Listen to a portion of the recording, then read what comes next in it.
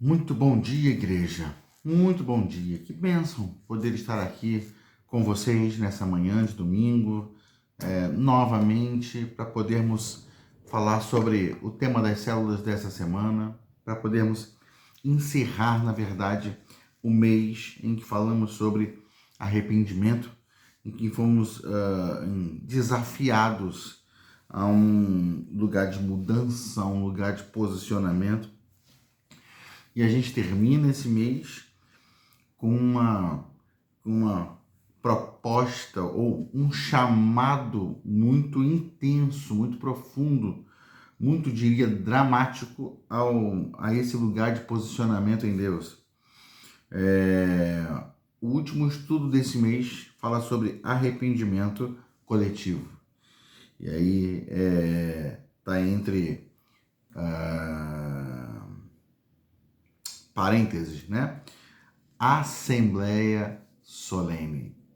Assembleia solene. O que se trata disso? O que é uma assembleia solene? Bom, todo o contexto está no livro de Joel. Se você ver aqui, o texto proposto é um só, mas está dividido em duas partes, né? Uma leitura que fala sobre esse chamado ao posicionamento e uma segunda leitura dentro do mesmo capítulo de Joel que fala sobre uma resposta de Deus.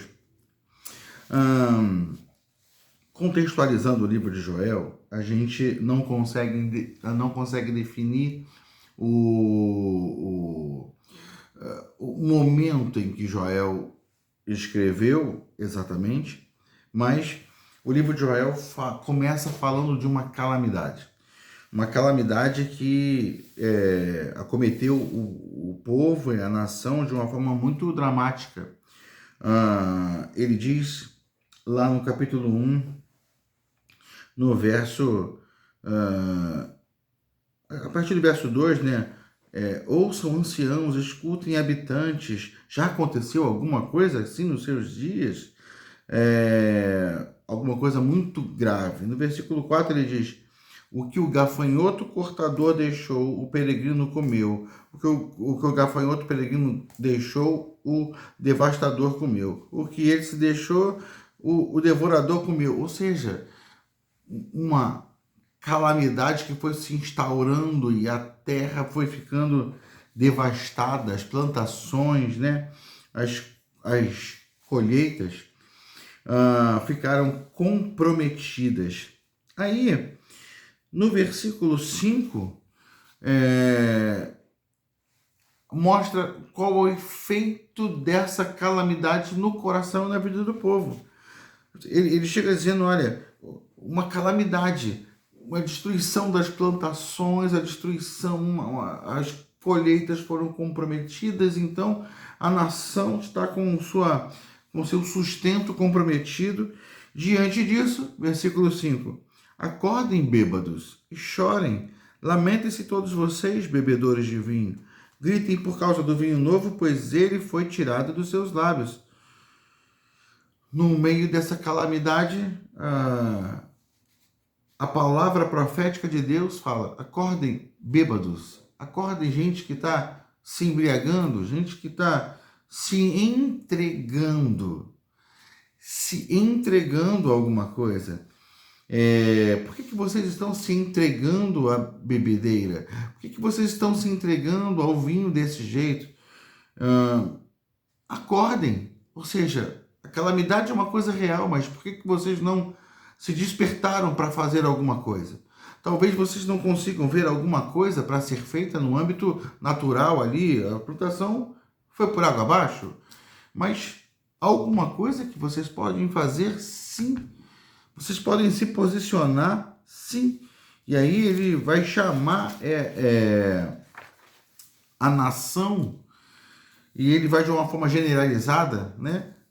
Chamar a nação que está se embriagando, que está fugindo da realidade através da bebida. E ele vai dizer, olha, pranteiem exatamente como, no versículo 8, como a virgem em veste de luto. Imagina, a virgem que teve o seu noivo morto, ou seja, a virgem que tinha toda a sua esperança de casar, de iniciar a sua história, a sua própria família, de repente vê o seu sonho interrompido. Chore, não se entregue às ilusões, não se entregue às paixões vis representadas pelo vinho, mas entre num lugar. O posicionamento da nação agora é um posicionamento de lágrimas, de choro, de angústia diante do Senhor. Por quê? As ofertas de cereal, versículo 9, capítulo 1, né, versículo 9, e as ofertas de cereal e as ofertas derramadas foram eliminadas do templo do Senhor. Os sacerdotes que ministram diante do Senhor estão de luto. Os sacerdotes estão de luto, eles estão parados porque não tem ofertas de cereais. Ora, muito provavelmente, se toda a plantação, se toda a vegetação foi arrasada desse nível, você tem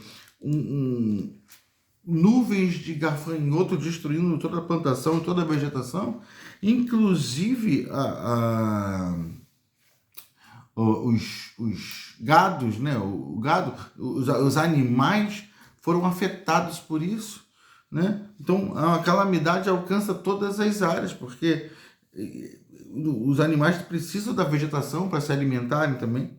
Então você tem no templo, se nós lemos o livro de Levítico, nós temos no templo 5 ofertas, 5 tipos de sacrifícios, né? 5, vou chamar de ofertas melhor, que eram feitas diariamente, numa sequência. E essa sequência tinha sido interrompida, porque não tinha cereais para fazer as ofertas de cereais. Então, o processo do culto diário está interrompido. O processo do culto diário, da adoração diária, da lembrança de estar na presença de Deus diariamente, foi interrompido. Os sacerdotes interromperam isso, pararam, porque eles estão de luto. Os sacerdotes, eles só conseguem funcionar dentro do templo, mas não conseguem operar num nível espiritual que influencia a nação inteira. Então eles, sem elementos para fazer funcionar aquele culto, é como se numa igreja não tivesse mais louvor porque não tem violão. É como se não tivesse... às vezes a gente pega umas igrejinhas de interior que tem dificuldade, às vezes um pastor dirige 2, 3 congregações. Nosso amado pastor Rui lá, pastora Luísa, eles pastoreiam 2 congregações lá em Tocantins. Mas certamente, se eles não podem estar num lugar, alguém ali vai assumir, alguém ali vai se posicionar e pregar naquele dia, sabe? Mas aqui a ideia é de que os sacerdotes estão de luto e eles paralisaram o processo de adoração no templo, paralisaram o processo de culto. Versículo 10, porque os campos estão arruinados, a terra está seca, o trigo está destruído, o vinho acabou, o azeite está em falta. O azeite está em falta. Tem um sentido, literal nisso. O azeite está em falta por causa das oliveiras que foram arrasadas, que não estão produzindo o seu fruto. Mas a verdade é que tem um sentido espiritual nisso. O azeite está em falta a unção, está em falta poder na presença de Deus, está em falta alguém que queime diante de Deus em oração, né? No versículo 13 diz: ponham vestes de luto, ó sacerdotes, e pranteiem, chorem alto, vocês que ministram perante o altar. Venham, passem a noite vestidos de luto, vocês que ministram perante o meu Deus, pois as ofertas de cereais e as ofertas derramadas foram suprimidas do templo de Deus. Ou seja, as ofertas foram suprimidas, não tem mais como realizar essas ofertas. Mas assim, não cultivem esse luto, venham chorar, chorem diante do Senhor por uma mudança, por um tempo de transformação. No versículo 14 diz: decretem um jejum santo, Convoquem uma assembleia sagrada, reúna as autoridades e todos os habitantes do país no templo do Senhor, o seu Deus, e clamem ao seu Deus. Então, havia uma depressão no povo.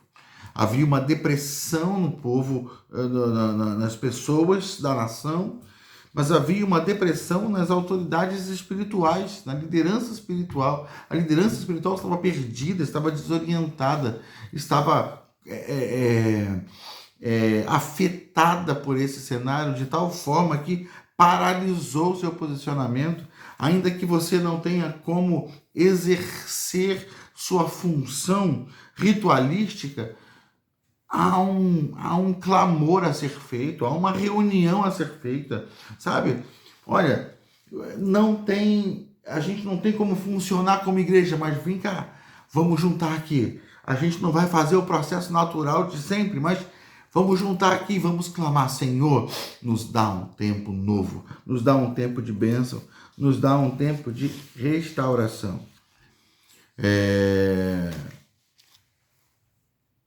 De certa forma, a gente vê nos nossos dias também essa letargia, essa preguiça espiritual, esse posicionamento de ir deixando, esse posicionamento de ir empurrando com a barriga.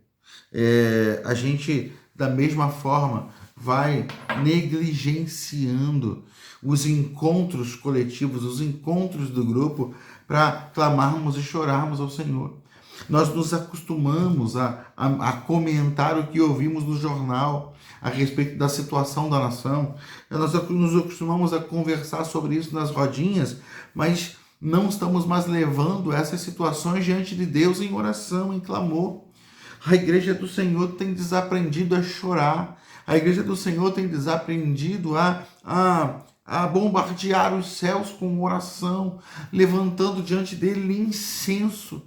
A igreja tem estado indisposta para se reunir, para buscar ao Senhor. A gente reclama de governos, a gente ofende as autoridades, a gente abre nossas bocas para ofender, sabe, denegrir a imagem e a pessoa, ainda que a gente se sinta cheio de razões concretas para definir o presidente, ou seja, quem for, disso ou daquilo. A gente está se ocupando de alguma coisa que não é o nosso lugar. Não é o nosso lugar, o lugar da murmuração. Não é o nosso lugar, o lugar da maledicência. Não é o nosso lugar, o lugar de amaldiçoar, de quem amaldiçoa a nossa liderança. O nosso lugar é o lugar de quem clama, porque nós somos um povo de fé. Nós cremos no poder de Deus para transformar realidades. Ou deveríamos crer. E aí a gente está vivendo essa preguiça espiritual. Os cultos de oração são tão vazios. Por quê? Porque as pessoas estão atrás de entretenimento, e oração não é entretenimento. Oração é coisa séria. Oração é trabalho. Oração é posicionamento diante do Senhor. Oração é assumir cargas sobre os ombros. Oração é entrar diante de Deus para compartilhar com Deus a própria dor do coração dele. Receber um pouco da dor do coração de Deus. Isaías estava na presença do Senhor, está registrado lá em Isaías capítulo 6, e enquanto Isaías via a glória de Deus, era tocado por essa glória, Deus compartilhou seu coração com ele, dizendo: olha, eu tenho uma necessidade, tem um povo que precisa ouvir a minha palavra, mas não tem quem pregue. Naquele momento de profundidade, de conexão com Deus, Isaías pode dizer: eis-me aqui, Senhor, me usa. Sabe, o momento de oração é o momento em que Deus desperta chamados, dons e missões, propósitos, desafios. Deus está falando através de Joel: saiam dessa depressão, Não mantenham suas cabeças baixas. Aliás, mantenham suas cabeças baixas diante do Senhor, não diante da circunstância, não diante do problema. Então a gente entra oficialmente no texto dessa semana, né? Eu estou trabalhando o contexto. E a gente entra no texto dessa semana.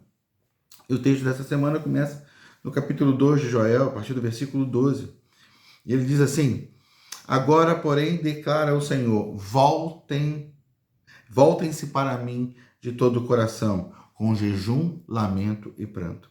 Rasguem o coração e não as vestes. Voltem-se para o Senhor, o seu Deus, pois ele é misericordioso e compassivo, muito paciente e cheio de amor.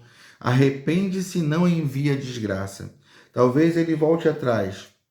Arrependa-se e, ao passar, deixe uma bênção. Assim vocês poderão fazer ofertas de cereal e ofertas derramadas para o Senhor, o seu Deus. Toquem a trombeta em Sião, decretem jejum santo, convoquem uma assembleia sagrada, uma assembleia solene. Reúnam o povo, consagrem a assembleia, ajuntem as crianças, os anciãos, reúnam as crianças, mesmo as que mamam no peito.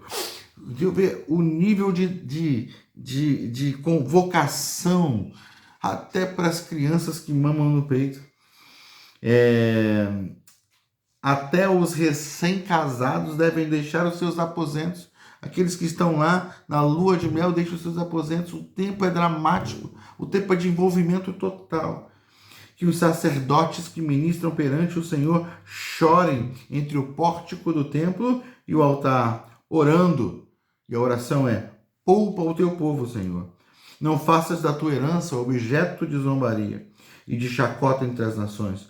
Porque se haveria de dizer pelos povos: onde está o Deus deles? Ou seja, o texto está desafiando o povo de Deus a voltar para o Senhor. O capítulo 2 começa falando sobre um problema a mais. O livro de Joel começa falando sobre a calamidade da devastação das plantações, do cereal no campo. Mas o capítulo 2 fala de um exército que se aproxima, um exército que vem do norte, um exército furioso, um exército capaz, um exército com potencial destrutivo absurdo. E aí esse exército está se aproximando. O medo se instaura de forma muito dramática diante dessas questões, diante dessas ameaças. Mas aí o chamado de Deus é: voltem para mim, jejuem, busquem. Sabe, todo esse processo foi gerado pelo afastamento de vocês. Vocês estão sem minha proteção, meu cuidado, exatamente porque vocês se envolveram demais com amores e com os cuidados dessa terra. Então vocês estão largados à própria sorte. Vocês querem a minha bênção, querem a minha intervenção, querem mudança para a história de vocês, para a igreja de vocês, para a nação de vocês. Então não fiquem apáticos. Voltem-se para mim, não com atitudes religiosas apenas, não rasguem as vestes, rasguem o coração na minha presença. Voltem-se para mim, porque eu sou compassivo, eu sou misericordioso. Eu posso mudar as sentenças. Eu posso mudar as sentenças. Eu posso trazer uma novidade maravilhosa para vocês e afastar todo esse mal, né? Então, convoquem um jejum, convoquem uma assembleia solene, uma reunião sagrada do povo, em que o povo se posiciona para buscar genuinamente a minha face. Porque quando o povo reconhece plenamente que a resposta em mim, a graça em mim, a misericórdia em mim, vem me buscar, vem clamar pela minha intervenção, vem clamar por um tempo novo. Eu sou compassivo e misericordioso, eu posso mudar a história. E, bom, alguma coisa aconteceu. Ou no coração do povo, que gerou uma resposta efetiva em Deus, ou é a demonstração do coração de Deus nas propostas que ele tem para nós, no que ele quer derramar, no que ele quer fazer. A gente tem um hiato aqui entre o versículo 17 e o versículo 18. O que aconteceu nesse processo? O povo ouviu o clamor de Joel e se posicionou e se voltou.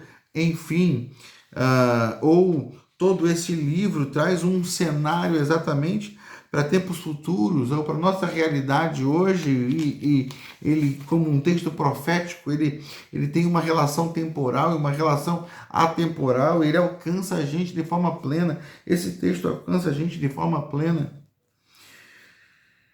Eu sei que no versículo 18 do capítulo 2, o texto começa dizendo assim: então o Senhor mostrou zelo por sua terra e teve piedade do seu povo.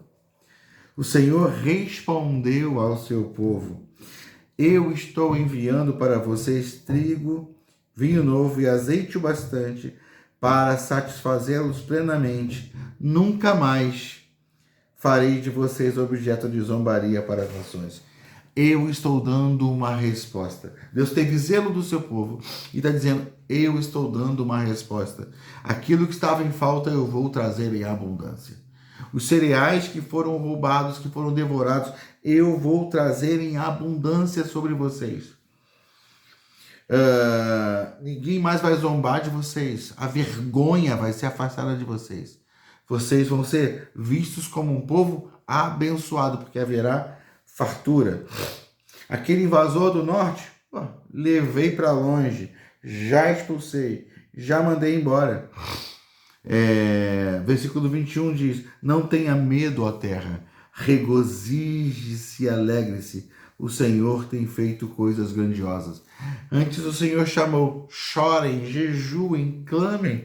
Até a criança que mama, sabe, ela precisa chorar, ela precisa sentir. A mãe vai tirá-la do peito ali para poder se dedicar ao clamor e oração.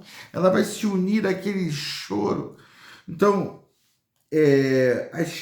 os casais que estão em lua de mel saiam. É tempo de clamor coletivo, num só coração, numa só voz. Agora o discurso é: não tenha medo, a terra, regozije-se, alegre-se. Agora é tempo de festa. O Senhor tem feito grandes coisas. Diz que a figueira e a videira estão carregadas. Há fruto abundante. Ó povo de Sião, versículo 23, alegre-se e regozije-se no Senhor, o seu Deus, pois ele lhe dá as chuvas de outono, conforme a sua justiça. Ele envia a você muitas chuvas, as de outono e as de primavera, como antes fazia. E aí ele fala no versículo 24, as eiras ficarão cheias de trigo, os tonéis transbordarão de vinho novo e de azeite. Ou seja, o azeite aqui, num sentido, o vinho novo como alegria, o azeite como unção, como presença do Espírito, no sentido literal, no sentido profético, espiritual. Vou compensá-lo pelos anos de colheitas que os gafanhotos destruíram, o gafanhoto peregrino, o devastador, o devorador, o cortador, o meu grande exército que enviei contra vocês. Vocês comerão até ficarem satisfeitos e louvarão o nome do Senhor. Ou seja, aquilo que foi roubado de vocês vai ser restituído de forma abundante, sobejante. É a palavra do Senhor. Sabe, se a gente reconhece alguma sequidão espiritual na vida da igreja dos nossos dias, há uma promessa de renovo. Se nós nos voltarmos para Deus em oração, em jejum, em busca. Quando você olha para a igreja e vê pecados, quando você olha para a igreja e vê preguiça espiritual, quando você olha para a igreja e vê tantos males alcançando nossos filhos, nossos jovens, nossos adolescentes, tantas ameaças, tantas culturas seduzindo nossos jovens, quando você vê todo esse processo, toda essa calamidade, toda essa frieza espiritual, há uma promessa para nós de abundância de vinho novo, de azeite. Quantos pais e mães hoje estão chorando porque os seus filhos têm feito escolhas que têm feito o coração gritar, o coração chorar, o coração sangrar. Há uma promessa de Deus para nós de abundância, de restauração, de restituição do trigo, do vinho novo e do azeite, do alimento para a alma, do alimento para o corpo, do alimento para a alma, da alegria para a alma, o vinho, o símbolo de alegria, e do azeite, símbolo da unção, da presença do Espírito Santo. Há um jeito de restaurarmos isso. Vamos nos unir em oração, vamos nos voltar para buscar o Senhor, vamos jejuar diante dele. E aí é nesse capítulo, é nesse texto que vem uma das maiores promessas do Velho Testamento para nós, já cumprida em nossas vidas e se cumprindo ao longo da nossa história. Ela já se cumpriu sobre a igreja lá no Pentecostes, quando Pedro se levanta e diz: o que está acontecendo aqui, nesse momento, quando ele vai falar com o povo, vai pregar ao povo, o que está acontecendo nesse momento é o derramar do Espírito Santo, conforme Joel profetizou. Porque lá no verso 28 ele vai dizer: e depois disso, depois de suprir a vida financeira do povo, depois de suprir o corpo do povo, depois de suprir a alma do povo com alegria, eu vou levar o povo a um novo lugar, uma nova experiência. Ele diz: e derramarei do meu espírito sobre todos os povos. Os seus filhos e suas filhas profetizarão, os velhos terão sonhos, os jovens terão visões, até sobre os servos e as servas derramarei do meu espírito naqueles dias. Deus promete ir além de tirar nossa tristeza e pôr uma alegria. Ele vai colocar um propósito santo em nossas vidas. Ele vai nos mover para dentro de uma realidade de profundidade espiritual. Ele vai mergulhar a gente na vida dele, na glória dele. Essa é a promessa de Deus para nós. Esse derramar do Espírito já aconteceu.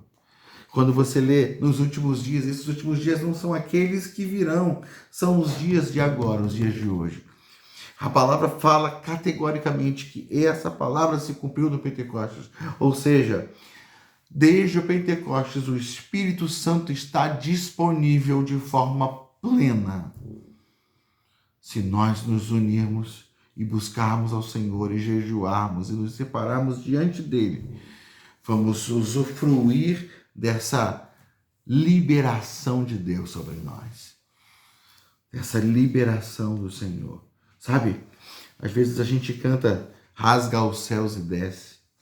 Poeticamente funciona, poeticamente é interessante. É até gostoso de cantar isso, né? Mas a verdade é que os céus foram rasgados. Na verdade é que quando Jesus morreu, o véu do templo, que fechava o acesso à plenitude da presença de Deus, que restringia esse acesso a uma pessoa anualmente, sabe? O véu do templo se rasgou de alto a baixo. Só que Jesus não entrou naquele templo. Jesus não entrou quando ele morreu, aquele véu físico se rasgou, sim, mas Jesus não entrou naquele templo para rasgar o véu. Jesus entrou, diz a palavra, num templo não feito por mãos humanas, num templo celestial. Ele inaugurou um novo e vivo caminho, uma nova realidade de experiência com Deus, um novo acesso a Deus. Ele inaugurou uma nova dimensão de relacionamento com o Senhor. O véu que ele rasgou foi muito maior do que aquele véu físico. Jesus nos deu acesso à plenitude de Deus. E ele está nos chamando a viver isso hoje, agora. Ele está nos chamando a experimentar essa realidade. Por isso, meu amigo, eu quero convocar você a esse arrependimento coletivo, a abandonar qualquer depressão coletiva que esteja nos desanimando quanto ao tempo que vivemos, sabe? Qualquer desânimo gerado pela política, pelos cenários secular, né? Pelo cenário que nos cerca aí no mundo dos dias de hoje. Às vezes, inclusive o cenário dentro da igreja, quando a gente identifica problemas, a gente identifica pecados, a gente identifica, sabe, preguiça espiritual, a gente identifica fofocas e situações que estão, às vezes, fazendo a igreja como um todo ruir a partir de dentro, suas estruturas sendo fragilizadas. Não se conforme com isso, se separe em oração, vamos jejuar, vamos buscar ao Senhor, vamos clamar ao Senhor por um tempo de mudança. Eu quero aproveitar esse momento para fazer uma convocação a você. Sabe, se você percebe alguma coisa fora do lugar, então não fique em casa. Nós no próximo domingo, primeiro domingo de julho, temos um encontro aqui de oração e jejum. Venha estar conosco. Temos tido encontros assim muito profundos nesse jejum, nesse tempo de oração. Então eu quero convocar você, esteja conosco, se programe para estar conosco no primeiro domingo de julho. O primeiro domingo de julho é no dia 2 de julho. Venha estar conosco, vamos orar juntos, vamos chorar diante de Deus, porque Deus é misericordioso. E já de cara temos uma promessa da parte de Deus: o agir poderoso do seu Espírito entre nós. Amém? Deus abençoe você, meu querido. Que Deus tire você, se for o caso, da preguiça espiritual e gere em você ardor, clamor. Esse é o meu clamor como seu pastor. Esse é o meu chamado a você. Eu quero terminar com uma oração. Essa palavra dessa semana, finalizando esse mês. Deus querido, nós temos falado desde o mês passado sobre quebrantamento, sobre arrependimento, Senhor. Deus, nós te pedimos que o teu Espírito produza o que nós não conseguimos, não sabemos produzir naturalmente, Senhor. Traz impacto aos nossos corações e nos faz entender, Pai, o teu chamado a um lugar de posicionamento, a um lugar de atitude, Senhor. Deus, que a gente abandone essa depressão, que a gente abandone a cultura apenas de murmurar, de falar mal das estruturas que não nos suprem do que nós consideramos necessário, Deus. Na verdade, todas as nossas fontes vêm do Senhor. E se alguma coisa foi fechada, se alguma comporta do céu foi fechada, nós queremos nos reunir diante do Senhor como povo e clamar: abre o céu sobre nós, Senhor. E que a tua glória seja derramada de forma plena, abundante e intensa. Muda realidades, muda cenários, Senhor.